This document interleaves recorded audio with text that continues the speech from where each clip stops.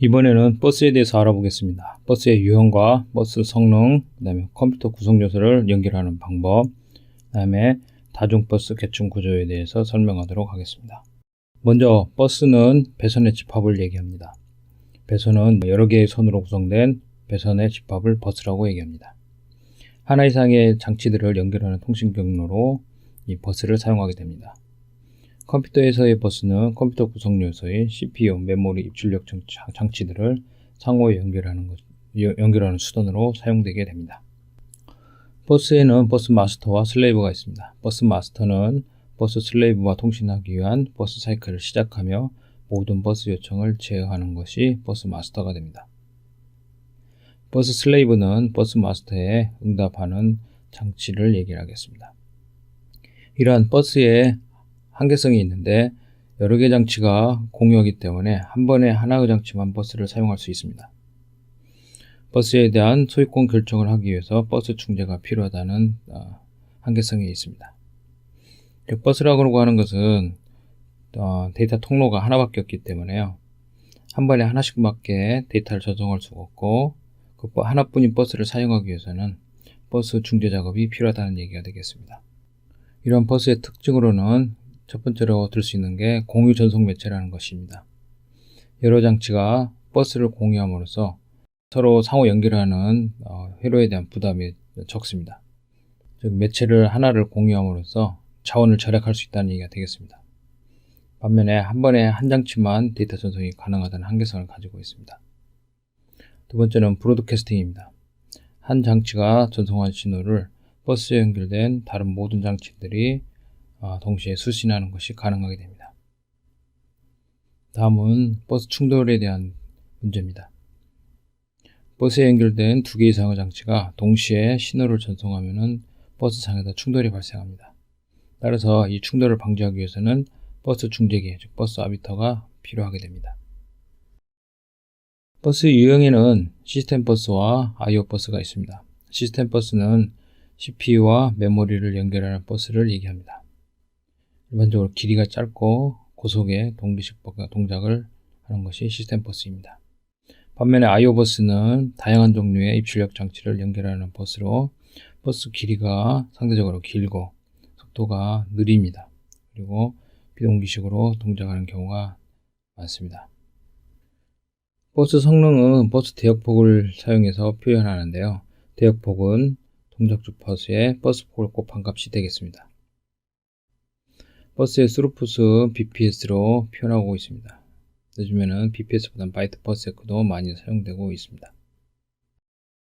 이러한 버스의 대역폭을 향상시킬 필요가 있는데 그 방법에는 전용 버스를 사용한다든지 버스폭을 확장한다든지 데이터 전송 형태를 블록 전송을 한다든지 아니면 동기화 버스를 사용해서 버스 대역폭을 향상시킬 수 있겠습니다.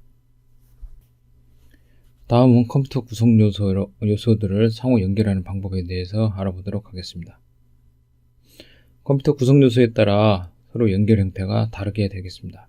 먼저 CPU인 경우에는 명령어, 주소, 데이터, 제어 신호, 인터럽트 신호 등이 CPU와 연결되는 디바이스들의 연결 통로가 되겠습니다. 메모리인 경우에는 주소, 데이터, 제어 신호가 전부이겠습니다.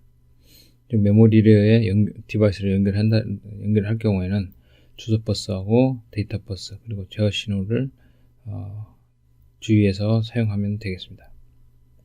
I/O 장치 인터페이스는 주소, 데이터, 제어 신호에 인터럽트 신호 처리할 수 있는 제어 신호가 하나 추가된다고 보시면 되겠습니다. CPU 경우에 들여다보면은 인스트럭션을 받아서 그리고 데이터를 받아서 실제로 어드레스와 데이터와 컨트롤 시그널을 출력하게 됩니다. 즉 어드레스와 데이터와 컨트롤 시그널은 메모리의 데이터를 읽거나 쓸 때 그때 발생하는 것이고요. 그 다음에 I/O 같은 경우에도 입출력 장치도 메모리 매트 I/O인 경우에는 이와 같이 동일한 인터페이스, 동일한 신호선을 가지고 연결하게 됩니다. 하나는 추가적으로 추가된 내용은 인터럽트 시그널이 CPU의 인풋으로 들어갑니다. 그리고 외부에서 CPU에 인터럽트를 걸렸을 때 인터럽트를 서비스하는 이런 메커니즘을 위한 인터럽트 시그널이 CPU의 인풋으로 잡히게 됩니다. 메모리인 경우에는 어드레스 버스하고 데이터 버스, 데이터 인풋하고 데이터 아웃풋이 나눠져 있습니다. 그 다음에 컨트롤 시그널, 이 세 가지 세트가 메모리에 장치를 붙일 때 고려해야 될 신호선이 되겠습니다. IO 모듈인 경우에는 포트가 여러 개 있을 수가 있겠습니다. 하지만은 기본적으로 사용되는 이 인터페이스는 동일하다고 보겠습니다. 포트 사이에서. 그래서 인풋 시그널로는 어드레스, 그 다음에 내부 데이터, 그 다음에 익스터널 데이터가 입력되는 경우 이렇게 두 가지 생각할 수 있겠습니다.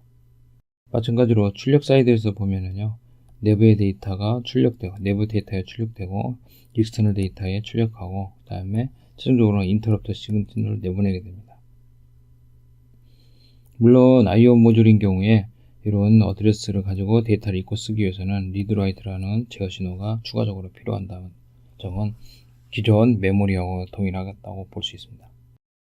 컴퓨터 구성 요소 간의 데이터 전송 형태를 살펴보면요, 메모리에서 CPU, CPU에서 메모리, IO에서 CPU, CPU에서 IO, 그 다음에 IO에서 메모리, 또는 메모리에서 IO로 이렇게 생각할 수가 있겠습니다.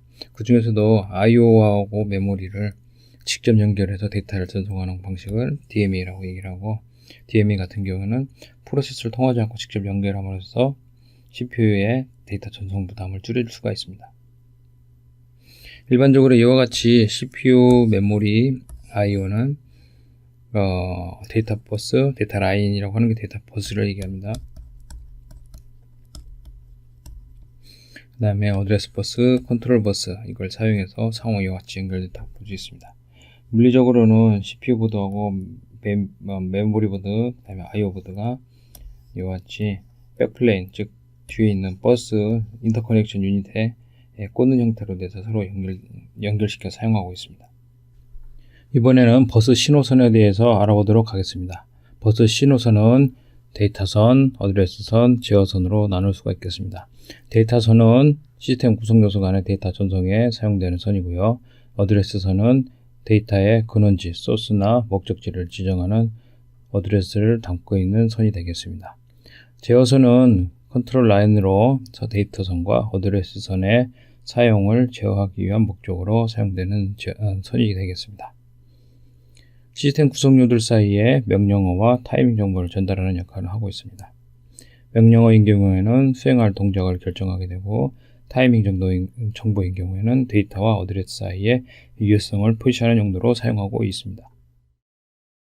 이러한 제어 및 타이밍 정보 전달에는 다음과 같은 것들이 있습니다. 메모리 리드 신호랄지 라이트 신호, IO 리드 신호랄지 라이트 신호, 그 다음에 트랜스퍼 에커널리지, 데이터가 버스로부터 받아들여졌거나 버스상에 실렸다는 표시로 트랜스퍼 에커널리지 신호, 즉 통지 신호를 보내게 됩니다. 버스 리퀘스트 신호, 버스 사용을 요청한다든지 버스 그랜트 신호, 버스 사용권을 허가하는 이런 신호들이 제어 신호에 해당된다고 볼 수 있겠습니다.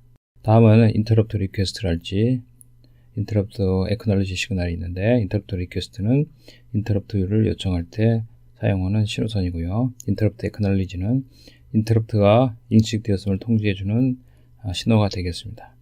그 다음에 기본적으로 시스템 동작을 위해서 클락, 그 다음에 리셋 신호가 제어 신호에 포함된다고 볼 수 있겠습니다. 클락은 전송 동작을 동기화하고, 리셋은 모듈을 초기화하는 데 사용되고 있습니다. 다음은 다중버스 계층 구조에 대해서 알아보겠습니다. 단일 버스에 아주 많은 장치들이 연결되는 경우에 발생할 수 있는 문제를 알아보도록 하겠습니다. 먼저 발생할 수 있는 첫 번째 문제로는 전파 지연입니다. 프로파게이션 딜레이가 커지는 것입니다. 일반적으로 버스에 장치들이 더 많이 접속될수록 전파 지연이 길어지는 경향이 있습니다. 전파 지연은 장치들이 버스 사용을 조정하는 데 걸리는 시간을 결정하게 됩니다. 다음은 바틀렉입니다. 전체 데이터 전송 요구가 버스 용량에 접근할수록 버스는 병목, 즉 보틀렉 현상이 발생하게 되는 것입니다. 대부분 시스템에서는 이러한 전파 지연과 병목 문제를 해결하기 위해서 멀티플 버스, 즉 다중버스를 사용하고 있습니다. 즉 다중버스 계층 구조를 사용해서 이런 문제들을 해결하고 있습니다. 다음은 다중버스 계층구조의 예로 IS버스를 설명하도록 하겠습니다. 이와 같이 ISA 버스는 CPU와 캐시가 고속의 로컬 버스로 연결되어 있고요. 메인 메모리와는 시스템 버스를 통해서 연결되고 있습니다. 이와 같이. 그리고 네트워크 장치랄지 스카시나 하드디스크 인터페이스를 장치랄지 이와 같은 통신 모듈들에 대한 연결은 익스펜션 버스를 통해서 연결하고 있습니다. 그리고 이 시스템 버스와 익스펜션 버스 사이에는 익스펜션 버스 인터페이스라는 것을 통해서 연결하고 있습니다. 즉 일반적으로 이 시스템 버스는 고속이고 이것은 저속 버스를 사용하게 됩니다. 즉 고속과 저속을 분리해서 계층적으로 관리함으로써 시스템 성능을 개선할 수가 있다는 얘기가 되겠습니다. 다음은 다중버스 계층 구조 중에서 고속버스를 사용하는 예를 설명하도록 하겠습니다. 이와 같이 프로세서와 캐시, 그 다음에 메인 메모리는 앞에과 동일하게 로컬버스, 캐시와 CPU는 로컬버스를 사용해서 연결하고 또 캐시와 메인 메모리는 시스템 버스를 사용해서 연결합니다. 그리고 이와 같이 IO 버스, 즉 주변 장치에 대한 버스를 하이스피드 버스하고 익스펜션 버스로 나눠서 쓰게 됩니다. 즉 고속 I/O 장치는 하이버스에 직접 물리고요. 스카시랄지 파이어와이어랄지 그래픽, 비디오, 랜 같은 경우 고속 장치는 하이스피드 버스를 연결하고요. 그 다음에 익스펜션 버스를 통해서 저속의 장치들을 연결하게 됩니다.